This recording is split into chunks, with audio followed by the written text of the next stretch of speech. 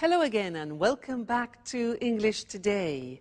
This is DVD 12 and the fourth DVD in your lower intermediate level. And in this DVD, we'll begin with another 2 episodes of our story, That's Life, followed by our special TV programs, which include 2 interesting discussions, one about the City of London and the other about migration. Then, in the grammar section, we will be learning more about comparative forms, and we'll be studying that very important tense, the present perfect, about how and when to use it. So, have fun.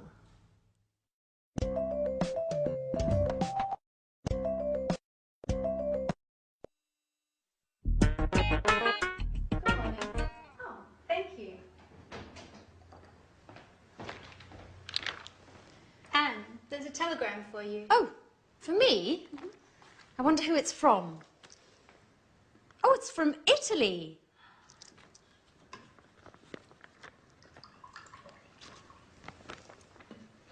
Come on, Anne. Tell me who it is from.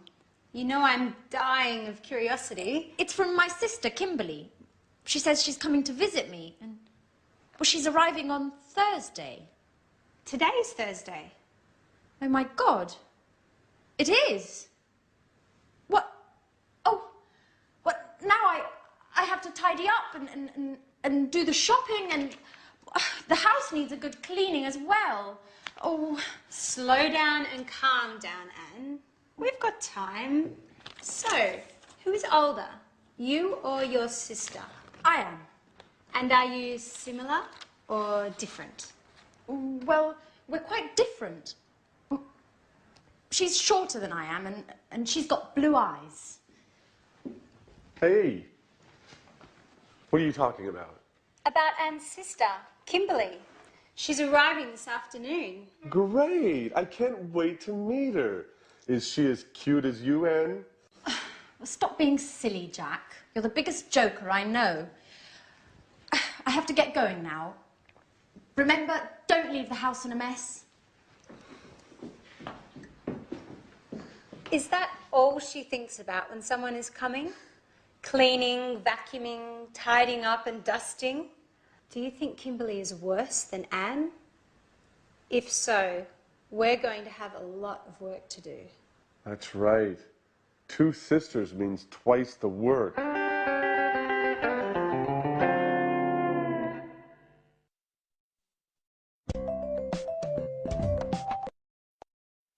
Hello again and welcome back for another English lesson on your live TV program.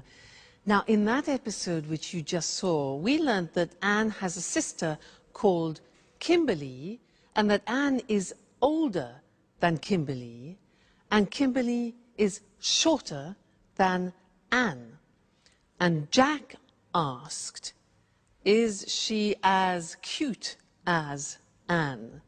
Now, those were examples of different ways of using the comparative form, which is what I want to look at with you now. For example, look at this. This is one book, this is another. They're not the same. So we say, this book is bigger than this. This book is smaller than this book. Okay, they're not the same. 2 more examples. We have 2 pens. This costs €20. This costs €7. So when we compare them, we can say this pen is more expensive than this pen, and this pen is less expensive than this pen, or this pen is cheaper. Remember adjectives with 1 syllable, cheaper than, but less expensive because it has a 3-syllable adjective. Now, the next thing is what happens when objects are the same. For example, look at this. Mr. Elephant. And look at this.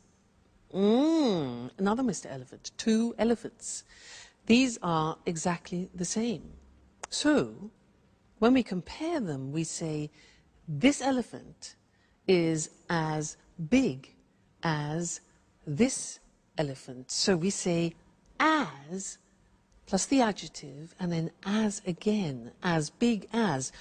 This elephant is as heavy as this elephant. So when two things are being compared and they're the same, we use as. So we'll look at the screen now and we'll see that in the written form. Okay, so we said at the beginning, when something is bigger, larger, we say more than. So London, for example, is more expensive than Paris. And when two things are the same size, like our elephants, we use as. So London is as expensive as New York. So these are comparatives of equality. And then the other example was when one thing is smaller than the other. So Paris is less than London, less expensive than. Paris is less expensive than London. All right? So 3 different ways of using the comparatives. And you'll find that very useful when you're having conversations with your friends. So remember, when they're the same, he is as big as he. The 2 elephants. Great. So enjoy your learning, and I'll see you again very soon. Bye.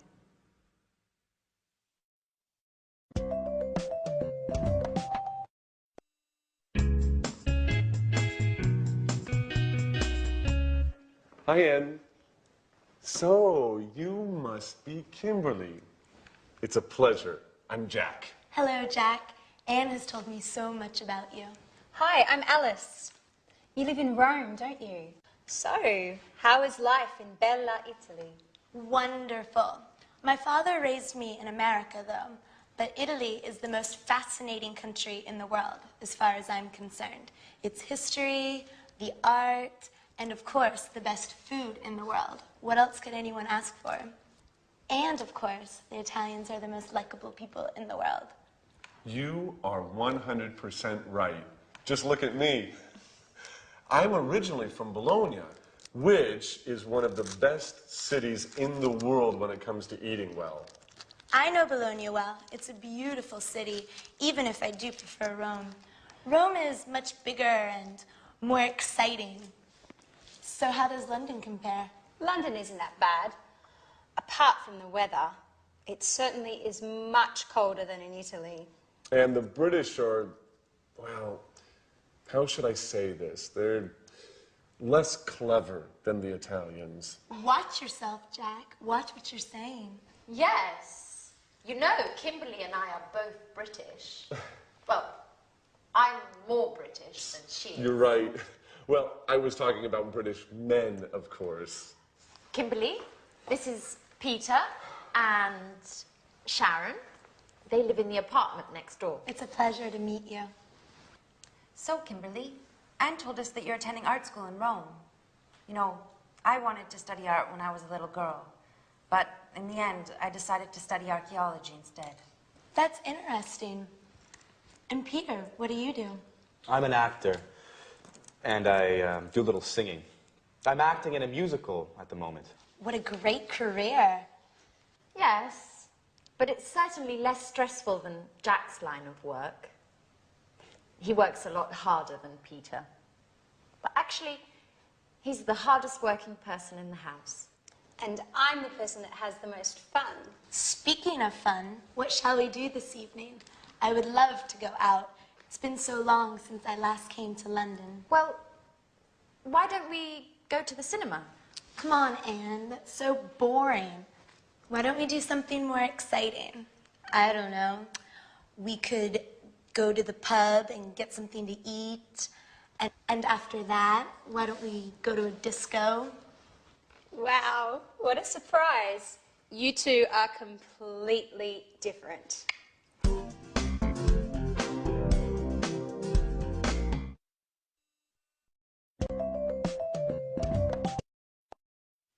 Hello again and welcome back. Did you hear what Jack said? He said the British are less clever than the Italians. Well, I'm not sure I agree with that. But anyway, I want to do some revision of the comparatives and the superlatives with you. Now, do you remember that in order to formulate the comparative and superlative, you have to look closely at the adjective? If the adjective is one syllable, like short, for example, the comparative is shorter than. But if the adjective is three syllables or more, like beautiful or expensive, we say more expensive than. What happens with two-syllable adjectives ending in Y, like funny? We take off the Y, insert an I, and it becomes funnier than. All right, so are you ready to try? I will give you an adjective, and you must tell me the comparative. Okay? So, cold. Colder than. Great. One syllable. Next, good. Gooder than. No, no, no. An exception. Good. Better. Do you remember those exceptions? Very important. Don't forget, good is an exception. Good. Better than. Next, likable. Yeah, likable, more likable than. Great. Dirty. Very good. Dirtier than. Bad. Yes, worse. Remember, it's an exception. Bad, worse than. Very good. Next one. Far. It's another exception. Farther than. Okay. Hard. Harder than. One syllable. Difficult. More difficult than. Great. Now, superlatives. I'm going to give you an adjective and you give me the superlative. So, tasty. It's the tastiest. Okay, the tastiest. Remember, with the superlative, you put the in front of it. Next one. Beautiful.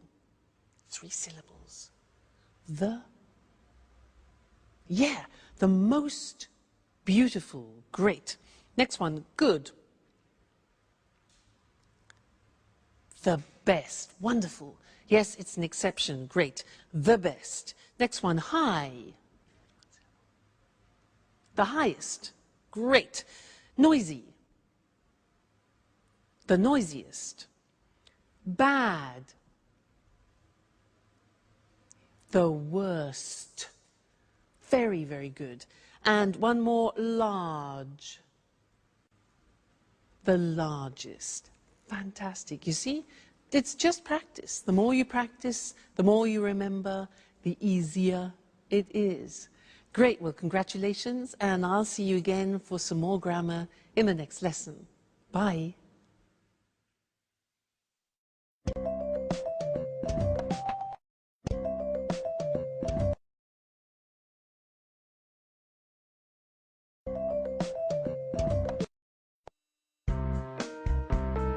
Have you finished yet? Alice! No, Jack, I haven't finished my shower. Could you ask Anne to come in here, please? She's just left. Come on, I'm pleading with you. Alice, I'm late. Okay, I've finished.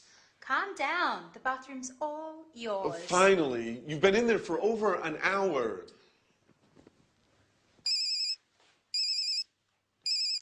Yes? Yes, this is Jack. No, I haven't seen John since yesterday. Why? Oh, the report. Yes. No, I haven't finished it yet.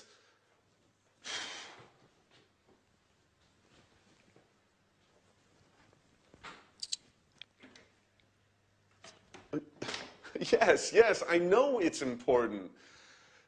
Anyway, I've already started writing it. Yes, I'll send it to you as soon as it's finished. Excuse me? Listen, I'll call you later. Okay.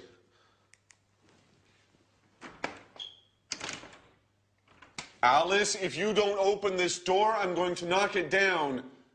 Actually, it's Kimberly. I've just come in. Is everything okay, Jack? Yes. No. I've been waiting to use the bathroom for over an hour. I must get to the office. Okay, Jack. It's all yours. I'll use the bathroom later. Thanks, Kimberly. That's very kind of you. Sorry.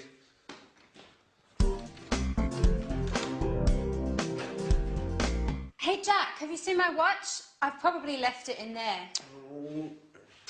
Here you go. Have you forgotten anything else? Ooh, we're rather nervous today, aren't we? Bye. I have to get going. Hey, Jack, wait! Oh, Jack, your mobile! Oh, he's already gone. So, what are you doing today, Kimberly?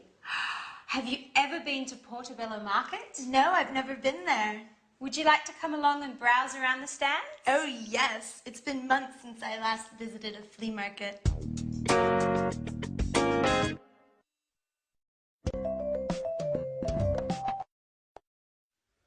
Well, Jack is becoming more and more Italian, don't you think? Now, in that last episode, our friends were using a new tense which we haven't yet studied together, and I want to look at now. Let me give you some examples of what they said. Alice said, I haven't finished my shower. Jack said, she's just left. He also said, you've been in there for more than an hour. Alice asked, have you seen my watch? And then Alice also asked Kimberly, have you ever been to Portobello Market?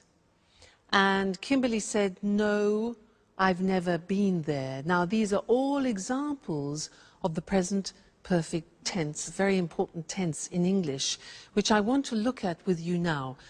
At the moment, we want to look just at the construction of the present perfect. Now, as from the examples you heard, I was using the auxiliary have and has, followed by what we call the past participle. Now, let me just explain the past participle. Let's take some regular verbs.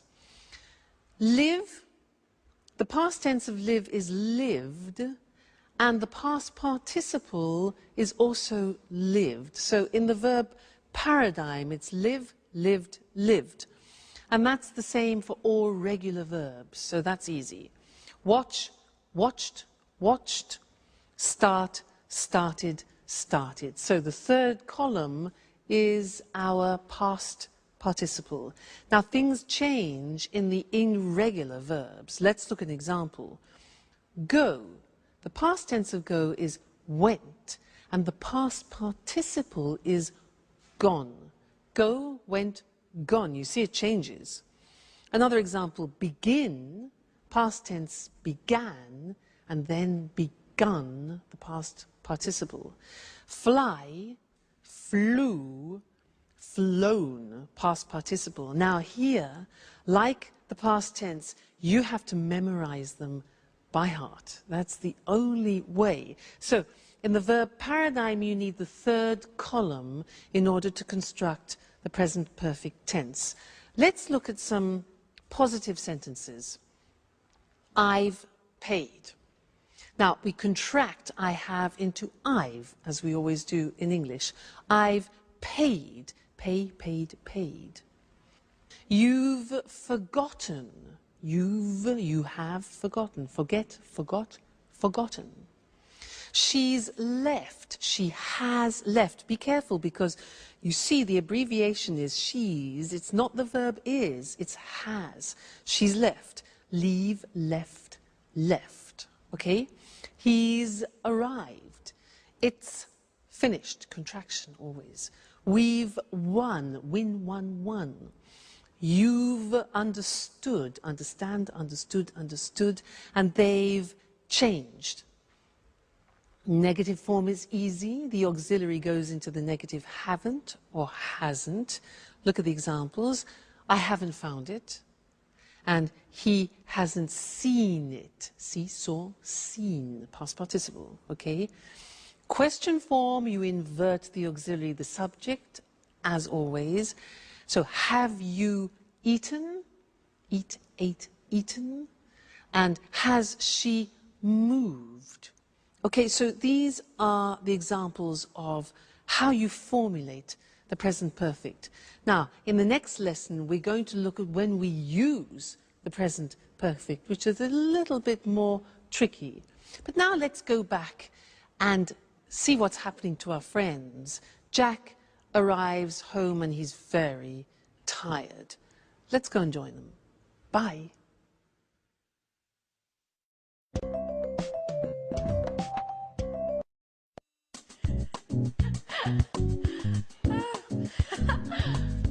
Oh, hi, Jack. Oh, what's the matter? You look awful. I'm a wreck. And I've lost my mobile. No. Alice told me you forgot it when you left the apartment this morning. That's where it is. I've looked everywhere. I must admit, I've been a little distracted lately. I guess I need some rest. You know, I haven't had a holiday since they transferred me to London. Oh. Okay, well, relax a little now. Kimberly is showing me some photos of a party they had at university last month. I've never seen such funny photos. Hey, this is a picture of the Faculty of Economics. I've been there for a seminar. Really? When did you attend that? Well, I was only there for 4 days, but it was really interesting. Hey guys, I've just got off the phone to Peter and he wants to know if they can come over in a bit. He wants us to convince Sharon to move to Japan with him. She hasn't decided yet if she wants to go. To Japan? It's a great country. Have you ever been there? No. And to tell you the truth, I'm not really interested in going. Why do you say that, Jack? You're right, Kimberly. Japan is a fascinating country. I haven't been since 1995. Who knows what has changed since then? Do you mind if I go to my room? Today was awful. I'm dead tired and I haven't had anything to eat. Please tell Sharon and Peter, please give Sharon and Peter my regards. I'm really not in the mood to chat this evening.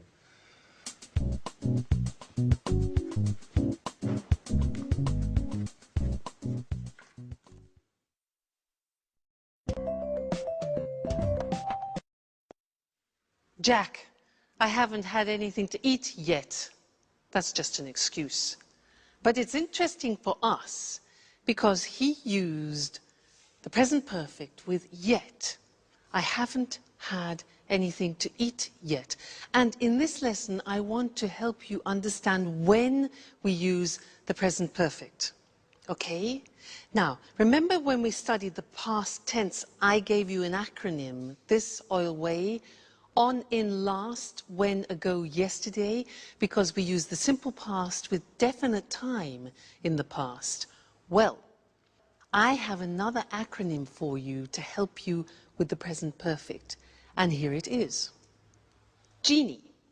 Now, these represent time words which are indefinite. They describe indefinite time. So can you guess what they are? J. J is just. I have just seen him means like 2 seconds ago, just now, recently. Just. This one here.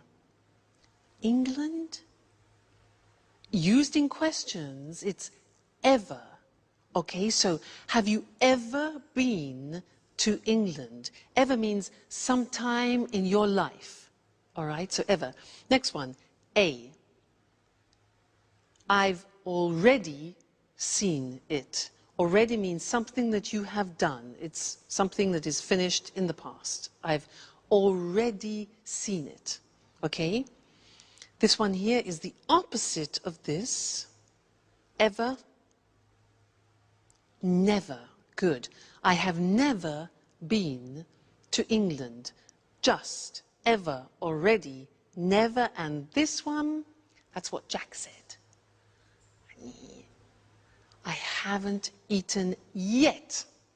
Yet means an action which hasn't been completed.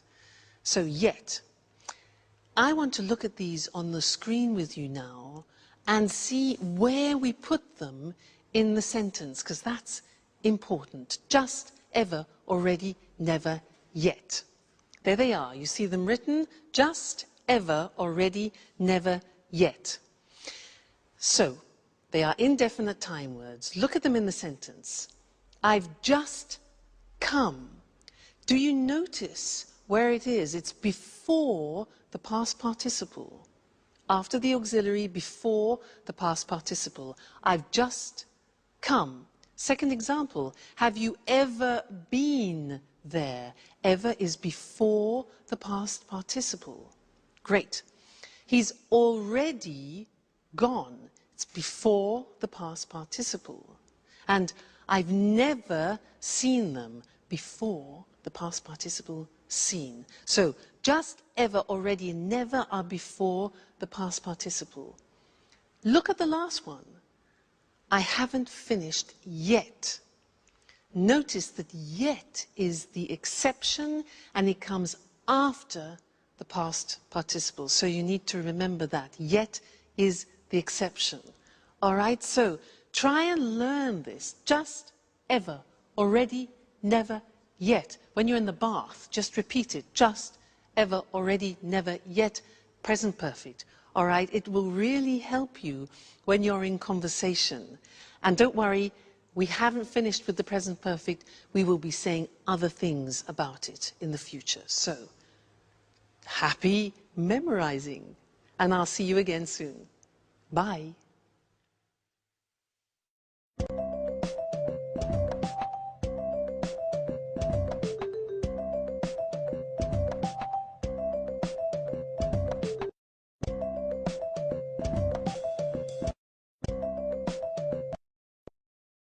Hello, and welcome to this week's edition of Let's Talk, the discussion program with our commentators, Tom and Marie. Good evening, everyone. Good evening. Oh, Tom, you went to London last week, didn't you? You told me you had a meeting with an important businessman. Yes, I did. I interviewed the chief executive of a major UK financial group. He works in the city. So, you visited the heart of international high finance. Interesting. Yes, it was interesting, actually. You know, the city is very small, but very important in the world of finance.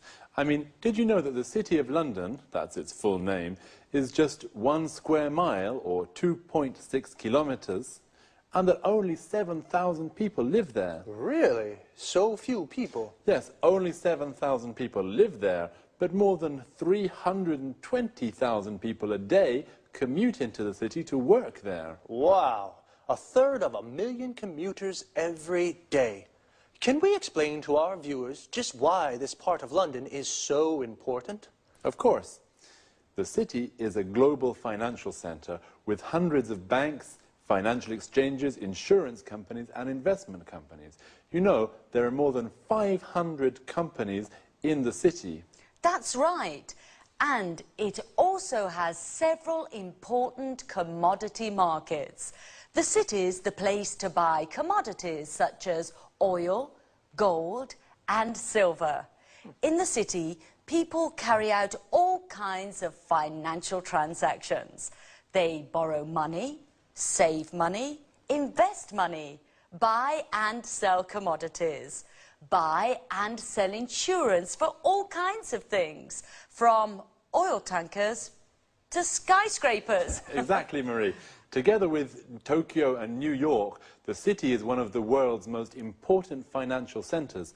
It's situated between the time zones of Asia and America. In fact, offices in the city don't have just one clock, they have at least 4, with clocks showing the time for Tokyo, Zurich, and New York. So, the city's open for business 24 hours a day. Well, do only people from the world of finance work there? Oh, no. Lots of other highly skilled people work there. For example, many lawyers, accountants, and computer experts work there. They help the banks and insurance companies to work smoothly. It's worth remembering, too, that the city is a beautiful place to visit.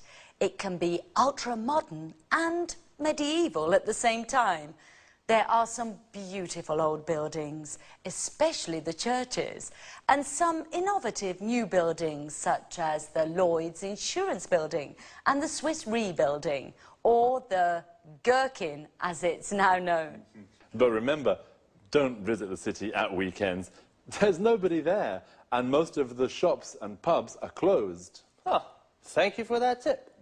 Well, the city is the financial heart of the UK, and perhaps of Europe. But it is also an interesting place to visit, with many interesting buildings. Thanks to our commentators. Goodbye. Goodbye. Goodbye, everyone, and see you again soon for our next interesting appointment with Let's Talk. So, the City of London is the financial heart of the UK, the heart of international high finance. We say a thing or a place is the heart of something, we mean it is the center. Well, the City of London is very important. 320,000 people commute every day to work there. To commute means to travel regularly from work to home to work. Usually, the distance is quite far. A person who does this is called a commuter. The city is important because it's full of financial institutions. For example, insurance companies. These are companies that insure people or property. This means they guarantee against loss or damage. Now, most people have car insurance. You pay your car insurance every year, and if you have an accident, your insurance company pays for the damages. Hopefully. Going back to the city, there are investment companies, companies that buy shares of other companies to make a profit. And there are several commodity markets. Several is more than 2, but not many. A commodity is a product that you can buy and sell in large quantities.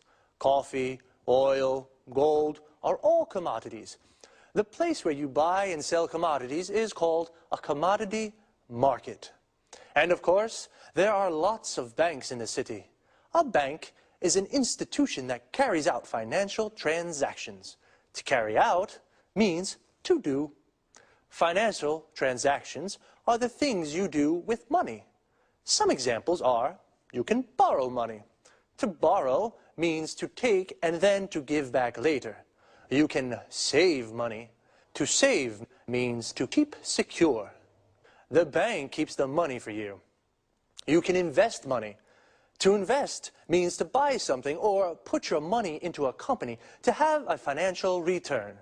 People invest money to make more money. See you again soon.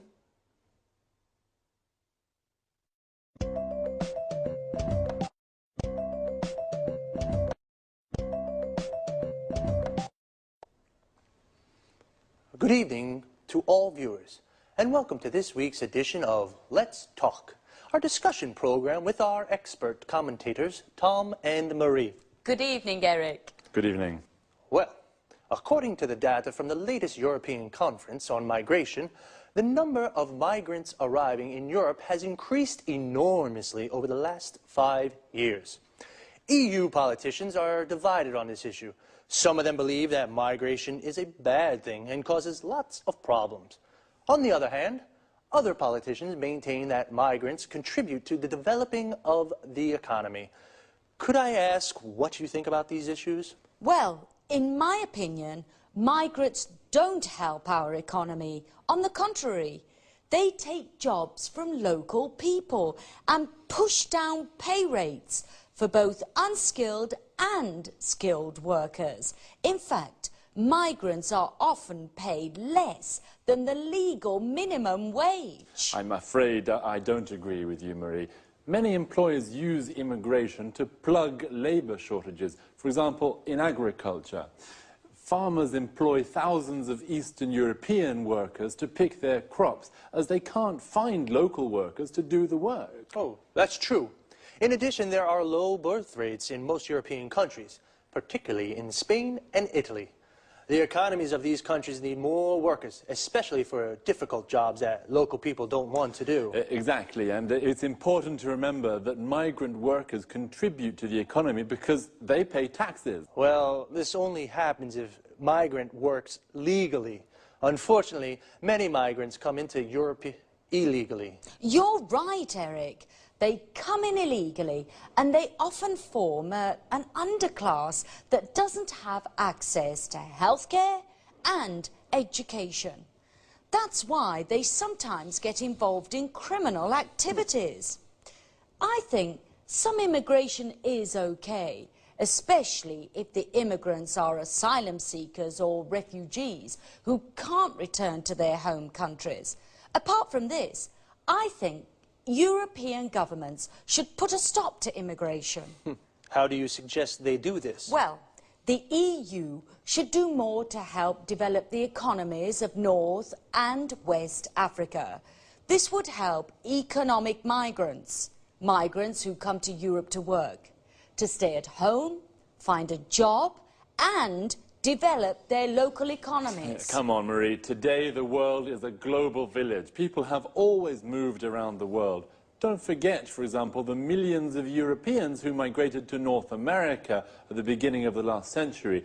They experienced the same problems that the Africans are experiencing today. That's right, Tom. Migration is as old as the human race. People have always moved to where it is possible to make a living. Maybe we should get used to the ideas that our society is becoming more and more multiracial. Okay, this discussion has been very interesting, but unfortunately it is time to say goodbye to Tom and Marie. Goodbye, Eric. Goodbye. Goodbye. Goodbye, and see you again soon for our next installment of Let's Talk.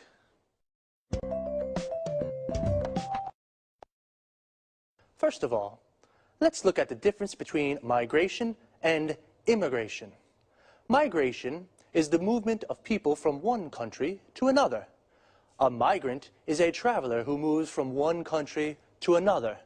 There are two kinds of migrants: economic migrants, who come from poor countries and look for work in Europe, and asylum seekers and refugees, people who must leave their home country because their lives are in danger there. Immigration is the migration of people into a country to live there.